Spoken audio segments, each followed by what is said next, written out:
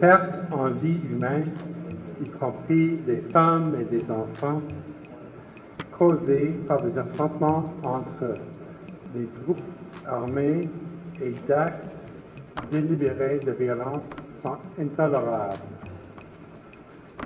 Puis, le meurtre récent du bâtonnier de Port-au-Prince, Maître Montfarnier Dorval, a été un coup particulièrement dur contre les efforts des défenseurs d'un meilleur état de droit ici en Haïti.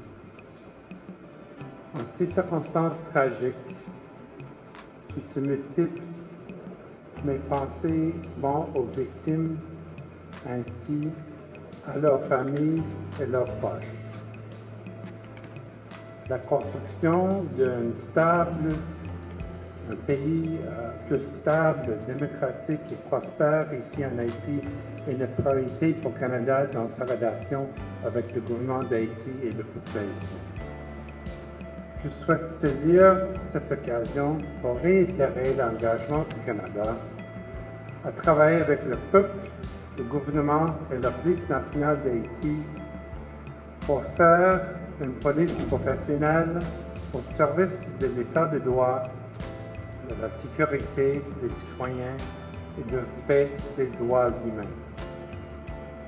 La signature aujourd'hui d'un protocole d'entente concrétise la volonté continue du Canada d'appuyer le gouvernement haïtien dans sa démarche de professionnalisation de la PNH et la lutte contre l'insécurité. La Police nationale d'Haïti, qui a fêté ses 25 ans d'existence en juin de cette année, est une institution jeune, mais qui a bénéficié depuis sa naissance de l'appui constant et multiforme des Nations unies, de la coopération bilatérale et internationale. Le ministère de la Justice et de la Sécurité publique, par mon œuvre organe, tient à remercier l'ambassadeur du Canada pour tout l'appui apporté à la Direction générale de la Police nationale d'Haïti et relativement à ce protocole d'entente que nous allons signer ensemble. Le ministère de la Justice et de la Sécurité publique entend poursuivre, entend mettre en œuvre tout ce qui vient d'être dit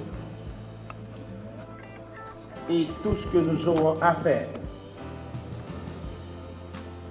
pour pérenniser la collaboration qui existe entre le Canada et Haïti. Nous avons dit.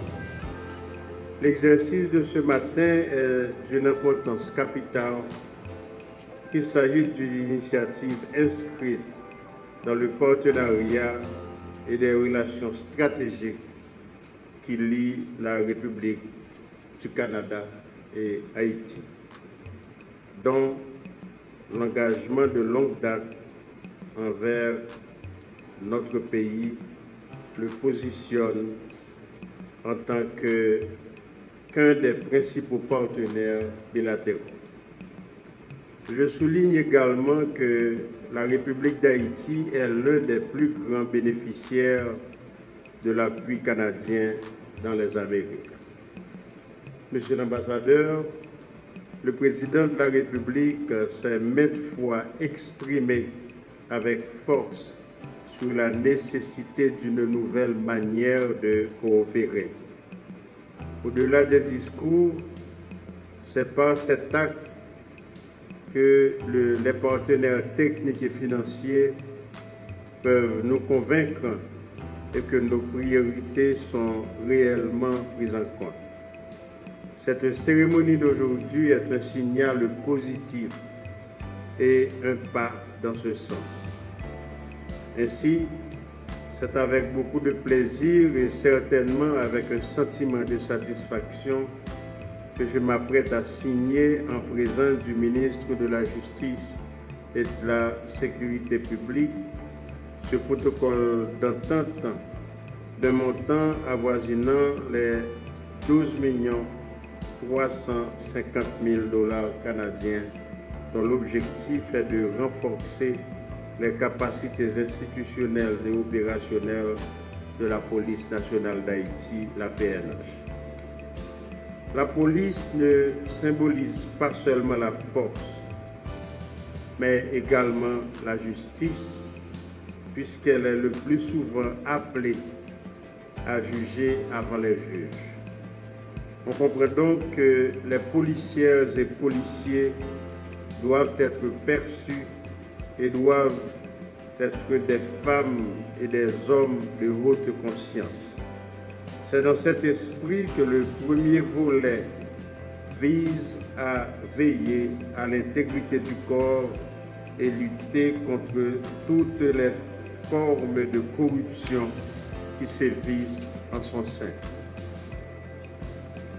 Pour avoir une police professionnelle, il faut passer par le relèvement de l'institution et le relèvement entraîne la confiance de la population. Mesdames, Messieurs, le pays a consenti beaucoup de sacrifices pour la République, dispose d'une police à la hauteur de ses besoins. Depuis le processus d'entrée, la formation jusqu'à la carrière de ces candidats de policiers. C'est dans le but de préserver les acquis que le second volet du projet s'investira dans une meilleure valorisation des ressources humaines et matérielles de la PNH. Le projet entend ainsi contribuer à une gestion optimale des ressources humaines, condition sine qua non pour disposer d'un corps de police motivé et professionnel. Les ressources du projet interviendront également dans la dimension logistique afin de faire le meilleur usage des équipements à travers un plan de gestion approprié.